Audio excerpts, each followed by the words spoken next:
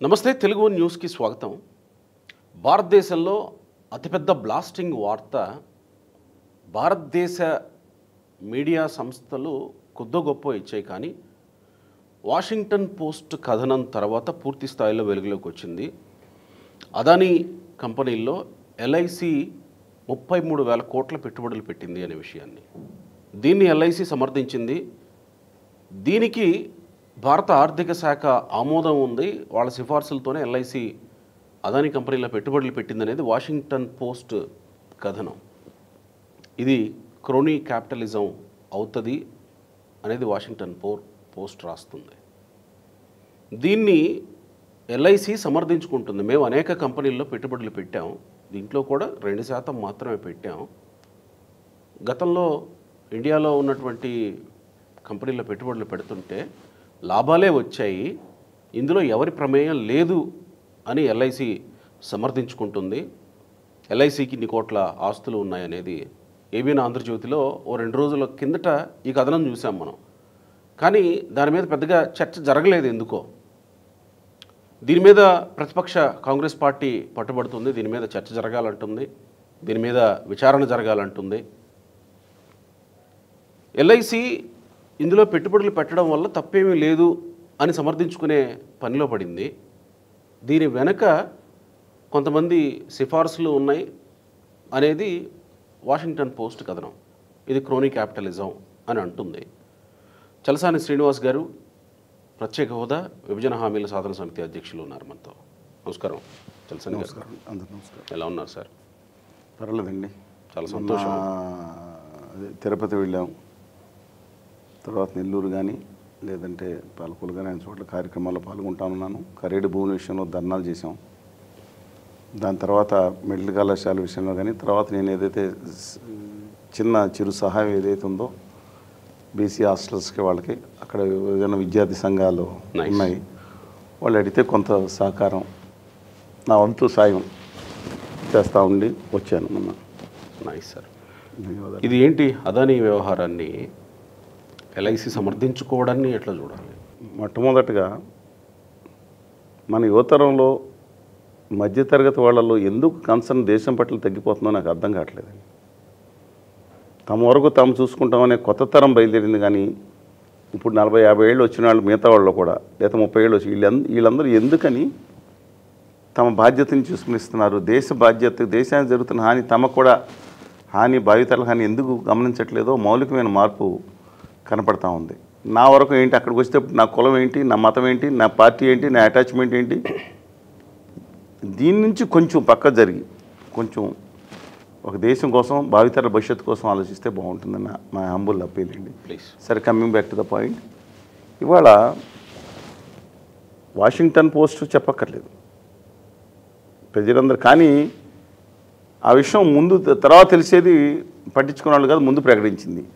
ఎందుకని ముందు ఎందుకు తెలపలేదు ప్రజలకు ఈ విషయం అనేది మోస్ట్ ఇంపార్టెంట్ ఆస్పెక్ట్ అండి. అంటే ఎవరు తెలపాలి? యాక్చువల్గా ప్రభుత్వం, కేంద్ర ప్రభుత్వం అనుమతి లేకుండా ఎల్ఐసి ఒత్తిడి లేకుండా నిర్ణయాలు తీసుకుంటుందంటే ఇదేమన్నా టాటా కంపెనీ, ఇప్పుడు వాళ్ళు కొత్తగా బయలుదేరారు, ఉత్తర భారతీయ ఆర్య సనాతనవాద బ్యాచ్ మాట్లాడుకుంటా, టాటా కంపెనీ వాళ్ళు పెట్టలేదా, రిలయన్స్లో పెట్టలేదా, ఎస్బీఐలో పెట్టింది స్టేట్, ఇంకో బ్యాంకులో పెట్టింది, ఆ తర్వాత దీంట్లో పెట్టారు అన్నారు. దానికి దీనికి పోలికేంటండి? ఎంత తెలివిగా ఈ ఉత్తర ఆర్య సనాతన బ్యాచ్, బానిస బ్యాచ్ తయారయ్యి బానిసల కింద ఎప్పుడైతే నాయకులు చేస్తుందో ప్రజలను చేయడానికి వస్తుంది. ఇది మీడియా కూడా వాళ్ళదే అయిపోయింది కదండి. వాళ్ళ అన్ని అంగాలు శాసనంగా కంట్రోల్ పెట్టుకున్నారు. రాజధాని గారు అండ్ ఆయన ఇద్దరు మనుషులు ఇవాళ లెజిస్లేటివ్ వ్యవస్థని కంట్రోల్లో పెట్టుకున్నారు. న్యాయ వ్యవస్థ ఒక్కటే ఇవాళ కొంచెం కొన ఊపిరితో ఉంది. వాళ్ళ న్యాయం కొంత లోపాలు ఉండొచ్చు నిలబడుతుందంటే. మీడియా రంగంలోకి వచ్చారు, ఎన్డీటీవీని ఏ విధంగా కొన్నారో, ఈ దేశంలో ఎలాంటి ఒత్తిడులు చేస్తున్నారో మనం అంతా చూస్తూ ఉన్నాం. అందువల్ల వాషింగ్టన్ పోస్ట్ ఏం చెప్పిందంటే ఈ కేంద్రం యొక్క ఆ పెద్దల ఒత్తిడి వల్ల పెట్టారని.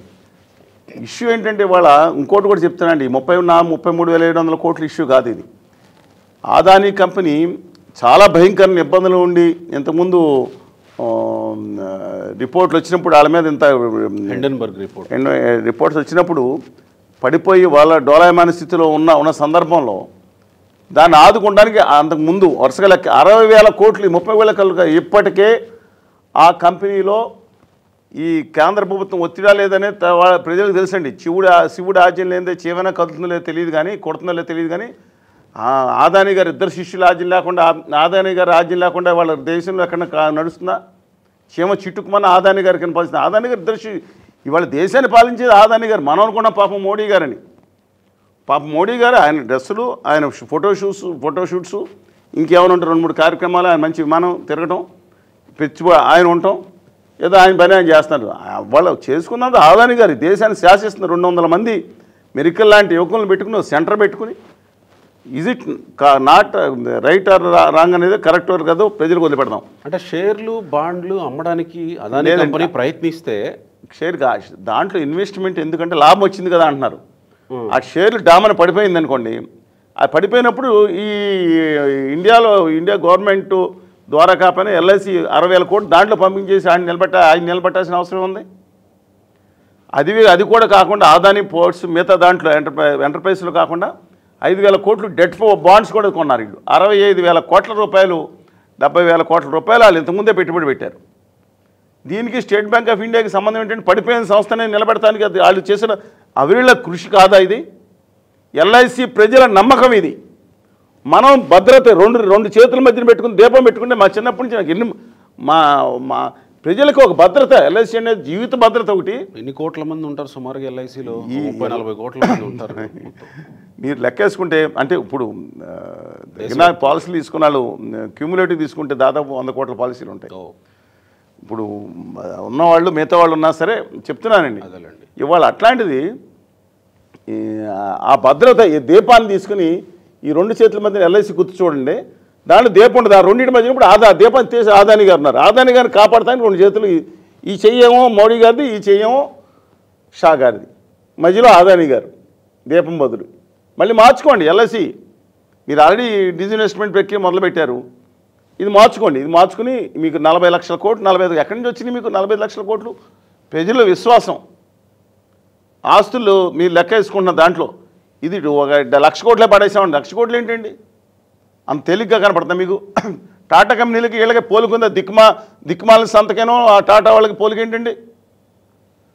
స్టేట్ బ్యాంక్ ఆఫ్ ఇండియాలో పెట్టామంటారేంటి? అదానీ కంపెనీలో పెట్టడాన్ని మీరు అదే కంపెనీ మోసపూరితంగా ఉన్న సమయంలో, అంతర్జాతీయ రిపోర్ట్లు వచ్చిన సమయంలో, లేకపోతే వాళ్ళ అంతర్జాతీయంగా కేసులు ఉన్న సమయంలో ఓ పక్కన లంచాలు ఇచ్చుకుని దుర్మార్గం చేశారని చెప్పి లక్షల కోట్లు రాష్ట్రాలకు నష్టం తీసుకొచ్చే కార్యక్రమాలు దుర్మార్గంగా చేస్తున్నారు ఈయన కొరని క్యాపిటలిజంతో వచ్చిన సందర్భాల్లో పేక మీద కత్తిపెట్టి జీవీకే రెడ్డి గారిని, అలాగే భూపాల్ గారు, గద్వాల్ రాజా గారి కుటుంబానికి సంబంధించిన ముంబై ఇంటర్నేషనల్ ఎయిర్పోర్ట్ని, అంతే కూడా కాకుండా అటల్జీ వారధి 20,000 కోట్లతో కడుతుంటే ఆ బ్రిడ్జి అయిపోతే నయీ ముంబై ఇంటర్నేషనల్ ఎయిర్పోర్ట్ వచ్చేస్తుందని తెలిసి ముందే తెలుసుకుని అది కూడా పీక మీద దాంట్లో 70% వాటా ఈ కుటుంబాల దగ్గర నుంచి, గద్వాల్ గారి, జీవికే గారి కుటుంబాల దగ్గర నుంచి కాజేసిన అంది.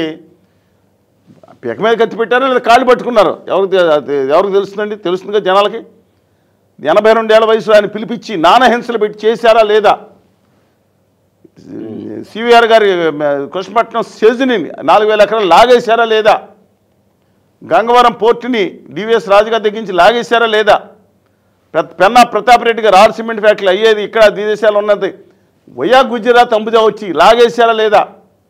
మధు గారు పవర్ ప్లాంట్లు తీసేసుకున్నారు లేదా? గ్రంథి మల్లికార్జునరావు గారు ఎత్తన 2 పవర్ ప్లాంట్లు ఇంకోలు చేయకుండా మళ్ళీ మాకెందుకు వచ్చిందా బాబు హైదరాబాద్ ఎయిర్పోర్ట్ లాగేసుకుంటాడని ఎందుకు అనుకున్నారు? అప్పచెప్పింది మాట వాస్తవం కాదా? కృష్ణపట్నం పోర్టు కుటుంబంలో కూడా తగబెట్టి ఇక్కడ గవర్నమెంట్తో బెదిరించి ఆంధ్రప్రదేశ్ రాష్ట్ర ప్రభుత్వాలను ఎవరున్నా సరే మీ చెప్పు చేతులు పెట్టుకుని బెదిరించి కృష్ణపట్నం పోర్టు లాక్కున్నారా లేదా? గంగవరం పోర్టులో ఈ ప్రభుత్వ వాటా చంద్రబాబు నాయుడు గారు ఆ రోజు చేసిన దాంట్లో, ఆ రోజు ఎలాంటి మా వాళ్ళు గంటా పాపారావు గారు అందరం ఉద్యమం చేశాం సరే, ఒక మంచి పని చేశారు చంద్రబాబు నాయుడు గారు.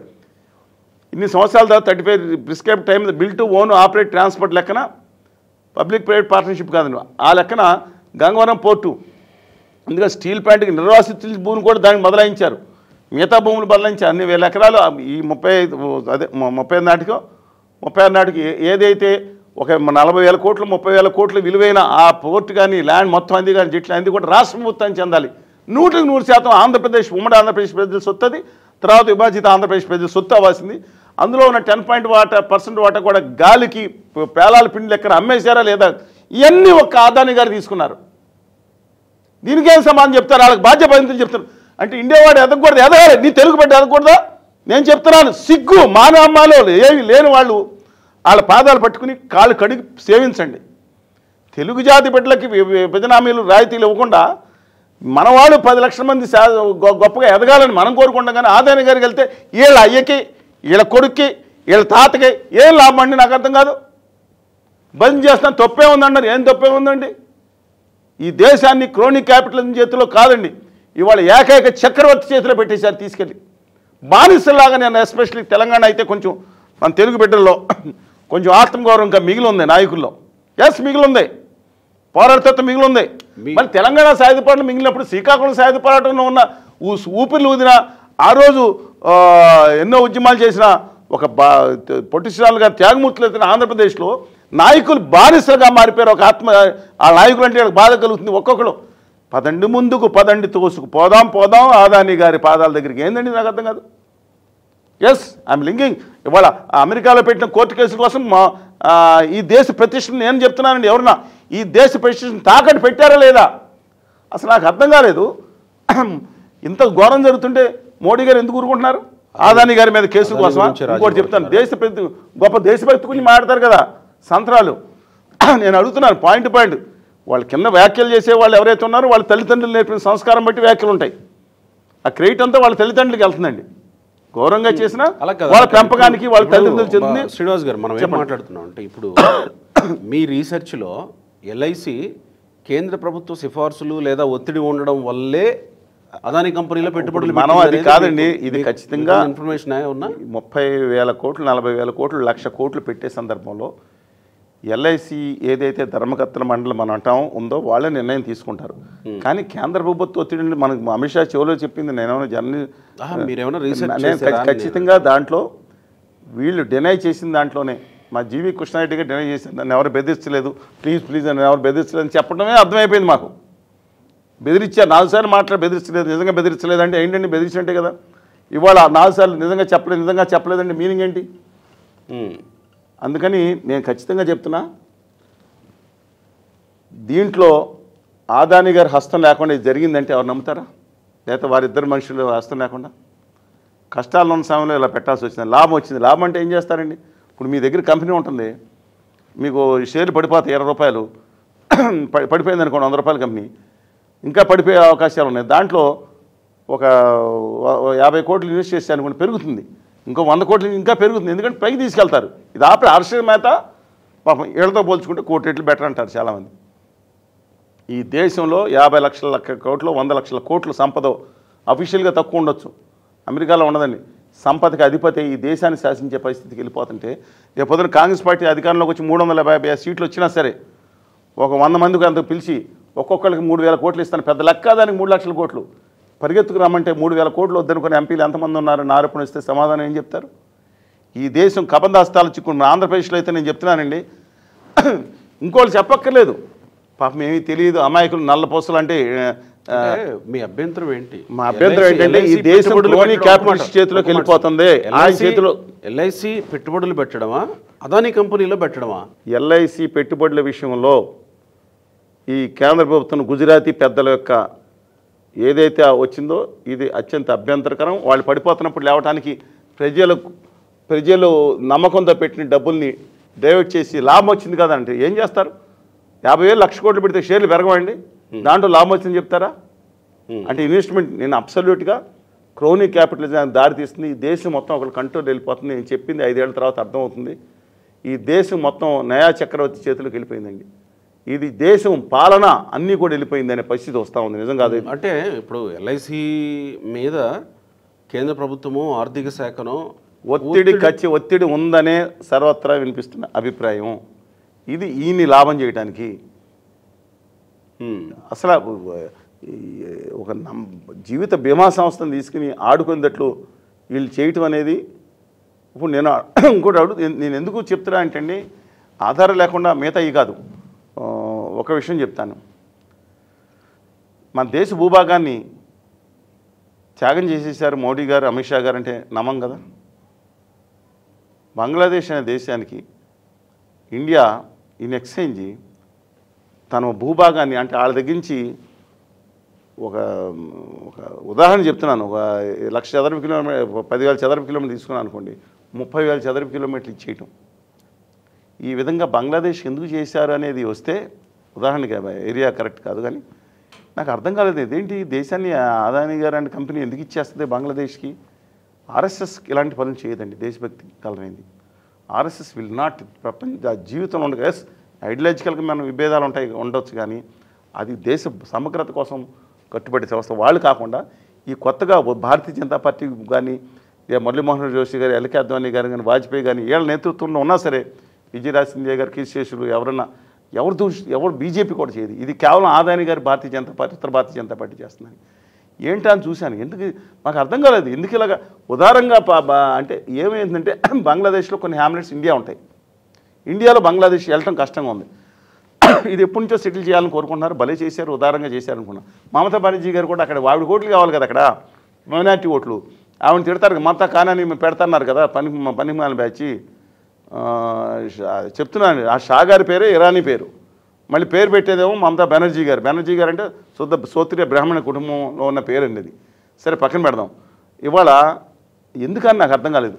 చాలా కాలం క్రితం ఎందుకు ఇలా చేశారు అని చూసుకుంటే తర్వాత అర్థమైంది ఏంటంటే, బంగ్లాదేశ్ ప్రభుత్వం షేక్ హసీనా వాజేద్ గారి ప్రభుత్వం కూలిపోయినప్పుడు అప్పుడు బయటపడింది యూనస్ ఆయన గారి. ఏంటని చూస్తే జార్ఖండ్లో ఉన్న అదానీ పవర్ ప్లాంట్కి నుంచి మామూలుగా మనకి ఏపీలో కంపేర్ చేసుకుంటే 300%, 250% ఎక్కువ రేట్లకి బంగ్లాదేశ్ గవర్నమెంట్ చేత అగ్రిమెంట్ చేయించేసి ఎక్కువ రేటు కొనేదందుకు మనకి లాభం జరగలేక దేశానికి సంబంధం ఈ భూములు ఇచ్చేసారనేది ఒక ఆరోపణ. How far it is to అంటే డిఫరెంట్ అండి.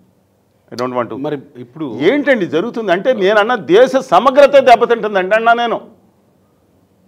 మీరు ఇది ఈ మధ్యన చూస్తున్నారు, ఈ రెండు చేతుల మధ్యన ఉంది అదానీ గారు అంటే మీరు ఆశ్చర్యం కనపడుతుంది.